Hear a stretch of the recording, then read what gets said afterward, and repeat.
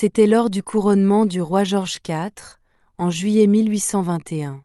Un homme fascinant est apparu à la fête. Cet homme était le général Gregor MacGregor. Cependant, il s'est présenté comme le prince de Poitiers. Poitiers était une terre riche en Amérique centrale. Selon cet homme, c'était un paradis. Il a dit que les rivières étaient jonchées d'or et d'argent. La terre était fertile. Les récoltes, comme le maïs, pouvaient être récoltées 3 fois par an, au lieu des 2 fois habituelles. Les poissons et les animaux étaient si abondants. Une journée de chasse suffisait pour nourrir une famille pendant une semaine. Poitiers était également béni avec une civilisation prospère. Cette civilisation comprenait un gouvernement démocratique, un service civil entièrement fonctionnel, ainsi que sa propre banque nationale et son armée. La capitale, Saint-Joseph, était une ville prospère avec des manoirs et son propre opéra. C'était la terre du lait et du miel. L'homme a également dit que le prince et son gouvernement recherchaient des investisseurs. Il a affirmé que c'était l'opportunité d'une vie. Des centaines de personnes étaient prêtes à investir. D'autres étaient prêtes à partir vivre à Poitiers. Bien sûr, Poitiers était comme beaucoup d'autres choses sorties de la bouche de MacGregor. En vérité, cet homme mentait à propos de Poitiers. Cela n'existait pas. Cependant, avant que quelqu'un ne s'en rende compte, cet homme aurait déjà volé d'énormes sommes d'argent. D'abord, nous devons revenir au début de cette histoire. Nous devons comprendre cet homme, Gregor MacGregor ou le prince de Poitiers.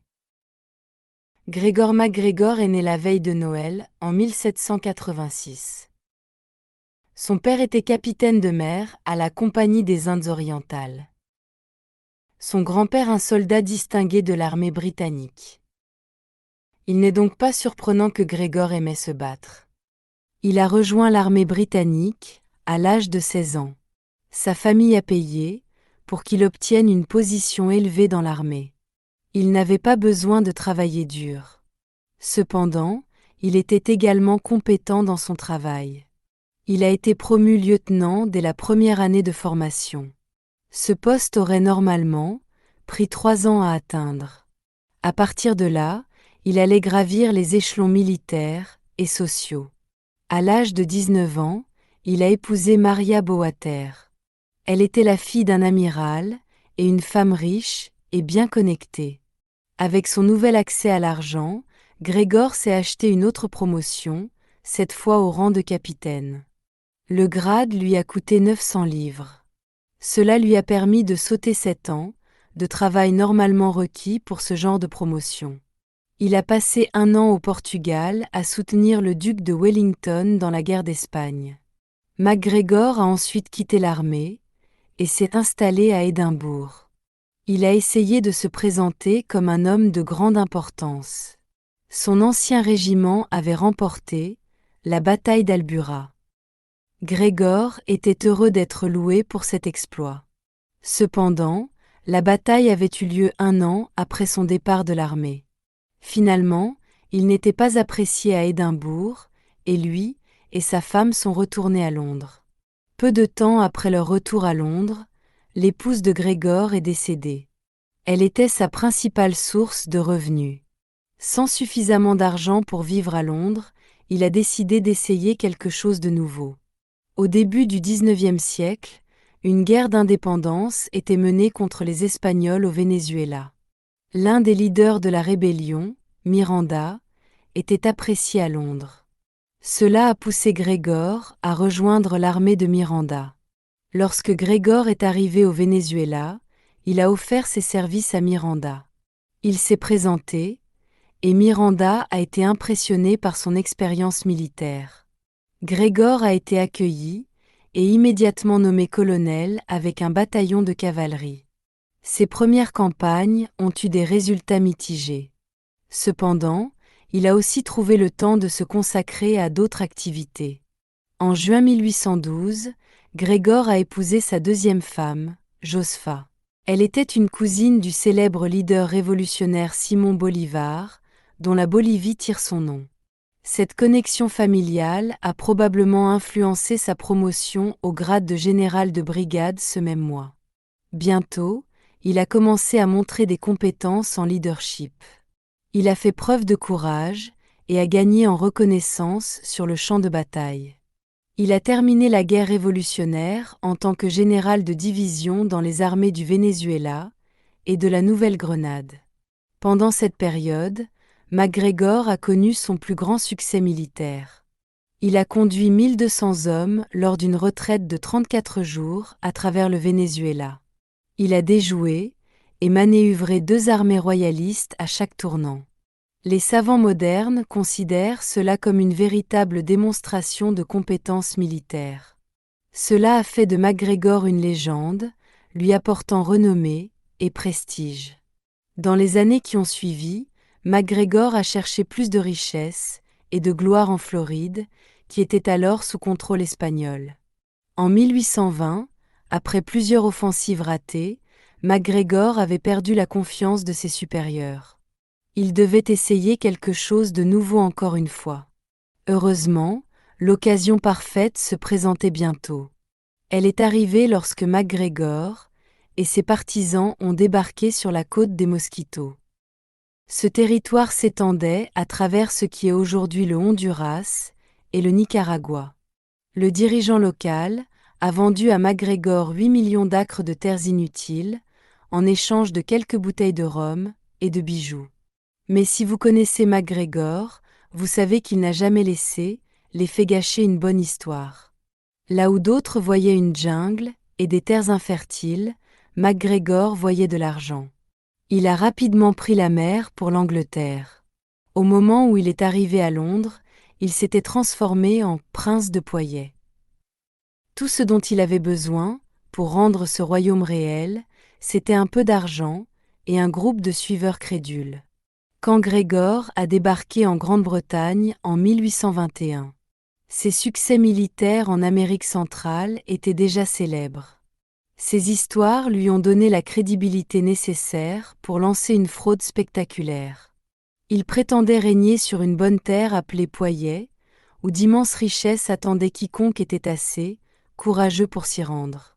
Avec leurs démonstrations de richesse royale apparente et leurs histoires fantastiques, MacGregor et sa femme sont devenus les favoris des mondains.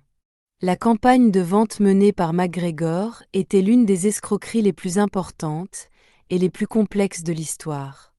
Il a ouvert des consulats de Poitiers à travers l'Angleterre. Il a inventé une armée entière avec ses propres uniformes et grades. Il a conçu un drapeau, car chaque nation a besoin d'un drapeau.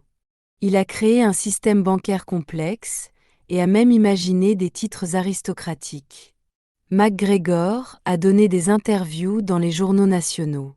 Il a même engagé des chanteurs pour parcourir les rues de Londres, d'Édimbourg et de Glasgow en chantant des chansons de Poitiers.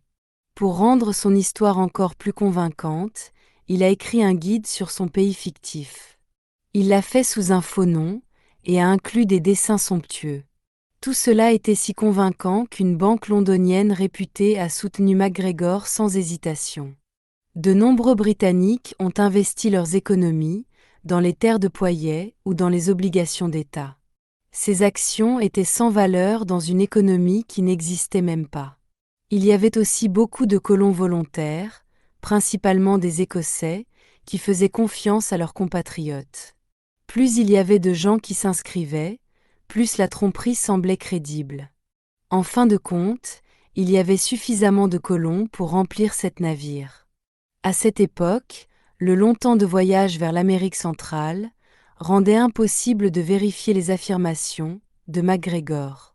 De plus, la plupart des histoires parvenant en Grande-Bretagne parlaient de révolution et de changement de gouvernement dans des terres exotiques. Ainsi, l'idée d'une nation inconnue dans une partie inexplorée de la carte du monde semblait tout à fait plausible. Avec tout cela en sa faveur, MacGregor a recueilli 200 000 livres sterling auprès de personnes de tous horizons, des professionnels aux familles ordinaires. Cela représente plus de 23 millions de livres sterling en monnaie actuelle. Le premier navire a quitté Londres le 10 septembre 1822, transportant les 70 premiers pionniers de Poyais. Quelques mois plus tard, 200 autres personnes ont quitté leur vie morne, en Écosse à bord du deuxième navire. De nombreux passagers avaient même échangé leurs dernières livres britanniques contre des billets en dollars de Poyais. Ces billets étaient des morceaux de papier, sans valeur imprimée à Édimbourg. Lorsque le premier navire est arrivé à destination, en novembre 1822, l'équipage a annoncé leur arrivée et a attendu les fonctionnaires locaux. Mais, bien sûr, personne n'est venu. Pensant qu'ils étaient au mauvais endroit, les passagers ont débarqué, malgré tout. La plupart portaient leurs plus beaux vêtements, pour célébrer l'occasion. Ils ont installé un camp, s'attendant à ce que les autorités de Poyais les trouvent dans les jours, voire les heures à venir. Mais lorsque les 200 colons suivants sont arrivés, leur enthousiasme s'est rapidement évanoui. Ils ont trouvé seulement un groupe de colons en difficulté, essayant de survivre dans un camp de fortune. La vie dans le camp était lugubre. Les pluies torrentielles ont apporté des maladies. Les colons sont tombés dans le désespoir, le mécontentement, la violence, et même le suicide. Un navire venu du Honduras britannique est arrivé, transportant un émissaire pour le roi des Mosquitos. Ils ont trouvé les colons, dont beaucoup étaient malades, mourants, ou déjà morts. Ceux qui pouvaient être sauvés ont été secourus par le navire en 3 voyages de retour vers le Honduras. Les 5 autres navires, qui transportaient plus d'immigrants vers Poyais, ont heureusement été interceptés par la Royal Navy ou ont évité de débarquer après avoir vu les restes du camp. Au Honduras, la plupart des pionniers restants sont morts lorsqu'une épidémie les a frappés. Un petit groupe est retourné à Londres, arrivant en octobre 1823. MacGregor était déjà parti pour Paris. Là, il a répété sa tromperie et a récolté 300 000 livres sterling. Les autorités sont devenues soupçonneuses lorsque des citoyens français ont demandé des passeports pour un pays inexistant. MacGregor a finalement été arrêté après une période de fuite. Cependant, MacGregor était un survivant. En 1826, il a été acquitté et est rapidement retourné à Londres avec sa famille. À ce moment-là, la controverse autour de Poyais s'était estompée. MacGregor a continué à vendre des parts de terre en Amérique centrale, bien que sur une échelle beaucoup plus réduite. Finalement, il a été contraint de cesser ses activités. Le roi des Mosquitos a commencé à vendre des titres fonciers légitimes pour la côte des Mosquitos. Vieillissant et à court d'argent, MacGregor est retourné au Venezuela en 1838. Là, il a été célébré comme un héros du mouvement de libération. Il a passé ses dernières années à vivre de sa pension militaire et est mort en 1845. Il a été enterré avec tous les honneurs militaires. Il n'a jamais été puni pour la fraude de Poyais, ni pour les vies perdues par les colons qui ont cru en ses fantasmes. Certains historiens pensent que MacGregor croyait peut-être vraiment au mythe qu'il avait créé. Ils pensent qu'il espérait sincèrement construire un royaume sur la côte des Mosquitos. Que cela soit vrai ou non, son imprudence et sa cupidité ont coûté la vie et les moyens de subsistance de milliers de personnes innocentes. Les effets ont dépassé les simples investisseurs. La spéculation en Amérique latine, et en Poyais en particulier, a conduit au krach boursier de 1825. Cet événement, connu sous le nom de The Panic, est considéré comme la première crise financière moderne. La panique a causé la faillite de 12 banques et a presque ruiné la Banque d'Angleterre, tout cela pour un pays qui n'existait pas. Gregor MacGregor est mort depuis plus de 170 ans, mais son héritage perdure.